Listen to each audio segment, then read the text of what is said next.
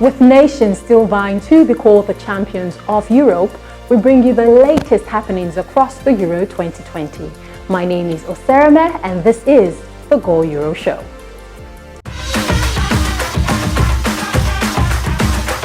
Alright folks, so it's time for us to talk all things making the rounds at the Euro 2020. And as you know, I do not go on this journey by myself. I have got Booster 99 and of course, Babajide Guerrero. The good thing is that both of them start with the letter B. There's something special. And of course, you're looking beautiful as usual. So it's Booster 99, Babajide Guerrero, beautiful also. So it's good B to be back happens on the to be show. my favorite letter right now. You see? Alright, so now let's talk about the news making rounds at the Euros. We'll talk about goals because it's been an interesting couple of matches and we've seen several goals. We've seen Lukaku's offside, we've seen Patrick Schick's goal from like halfway, halfway. And then we've also, we'll talk about the guys who haven't lived up to expectations like Harry Kane and Mbappe and I don't know who else you have on your mind, but these are the guys for me. But let's talk about the goals that have made it, that have been the it goals for you. I think this season. I think the Schick goal, sorry to cut in, I think the Schick goal would be a contender for the goal of the tournament, if not already.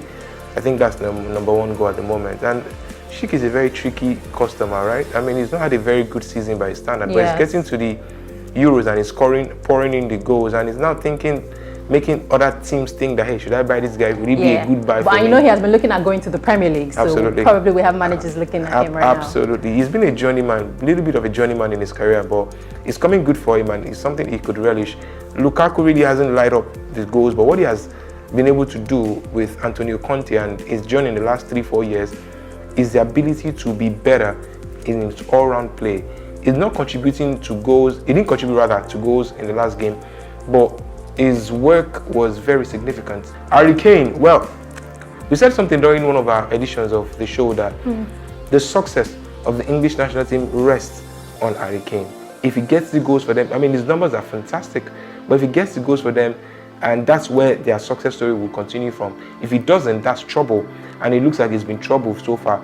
You're looking at the chances of your big players coming to the party. If they do not, you're in trouble. Okay, so Ronaldo as well has been able to score 3 goals and right now is the highest goal scorer in Euros history. Do you see Ronaldo scoring more goals? Yeah, sure. I think if they get past France, they need to beat France. It will be very difficult. They need to beat France because they lost to Germany. But here's the thing for Ronaldo. This particular tournament is that tournament where he looks to break the record. It will be a good feel for him to break that record in this tournament. Okay, so let's still talk about players, but this time let's focus on a particular country. Now we've got Wales in the tournament and they've got fantastic young players. Nico Williams, you know, we've got Harry Wilson. They are currently second in the group, in Group A. And this happens to be the second time they qualify for any major tournament. I mean, they are both Spain. Looking at the players that we have in Wales, do you see them going, probably making it to semi-finals like they did in 2016? I don't think it's going to happen because there's this fear of the unknown that they came with that 2016. Nobody knew what to expect from them. I don't think they've got that depth. I also don't think they've got the players, you know, to fight against some teams at the latter stages of this game. Okay, I don't agree with you though. I do see them making semi-finals. Okay, anyway, we're gonna be here anyway together. We'll be here all through the tournament. But let's look at their culture now. Is there anything about Wales that fascinates you? Personally, I think they have a fantastic rugby team. They actually have one of the best rugby teams in the world. Truly. And they're also known as the land of song because they sing really well, right? Yeah. But is there any other thing about their culture that we would say fascinates you? Yeah, there's this.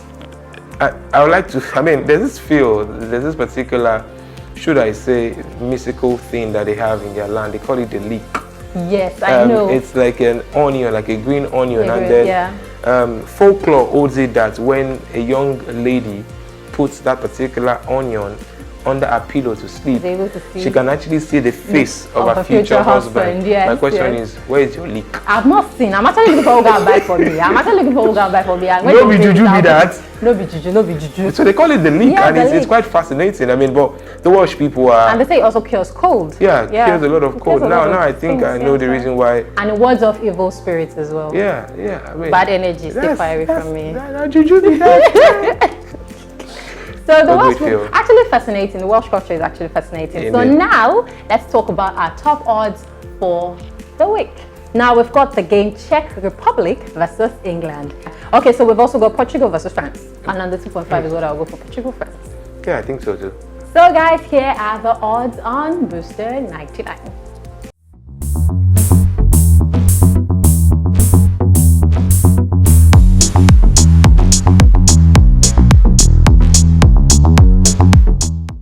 And there you have it, folks. So you want to get on Booster 99 and get staking. As I would like to remind you that at the end of the tournament, we've got a whooping 999,999 Naira for you to win. It could be you, but you are dulling.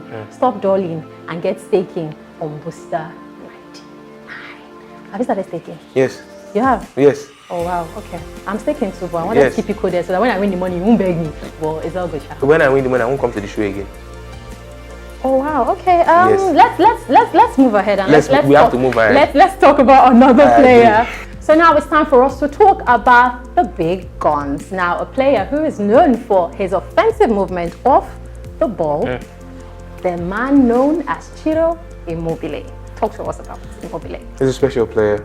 I think one of the biggest challenges in his career will be the fact that he's unable to cut it at bigger clubs. He went to Juve, he fluffed his line, went to Borussia Dortmund, fluffed his line.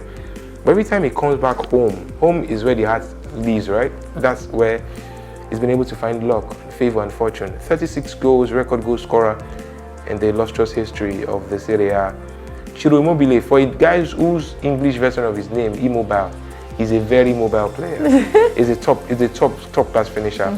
But I also think one of the things he does that a lot of people do not regard is that he's got a way of carrying his players along. And yes, so people say there's a lot of penalties in his goals, but hey, we know penalties is part of the game.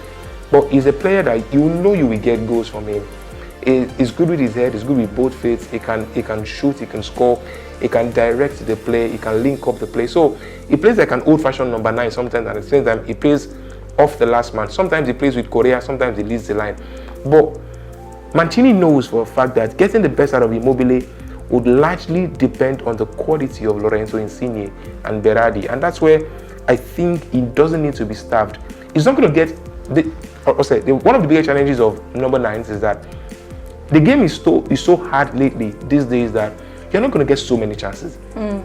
It's a player to watch out for in this tournament. He may not be the highest goal scorer, but he will come good with but he goals. scored a couple of goals. I mean, Absolutely. 2 goals in 2 matches and providing an assist. That's insane. And he's also scored 15 goals in total for 48 caps in Italy. So Ciro Immobile is one player to look out for come this Euro across and following the Euro 2020. So thank you so much, Babajide Guerrero. Always a pleasure. Always a pleasure having you in the studio. And hopefully you don't desert us when you win your 99,000 naira. Thank God the grand prize is at the end of the tournament, so you can't desert us. You know, so thank you so much for coming on the show. Thank you, Ose. Really do appreciate it. So folks, that is all we have today on the Go Euro Show. Remember not to forget that we'll be back in the studio before the end of the week. But from Babajide, myself and Booster 99, it's bye for now.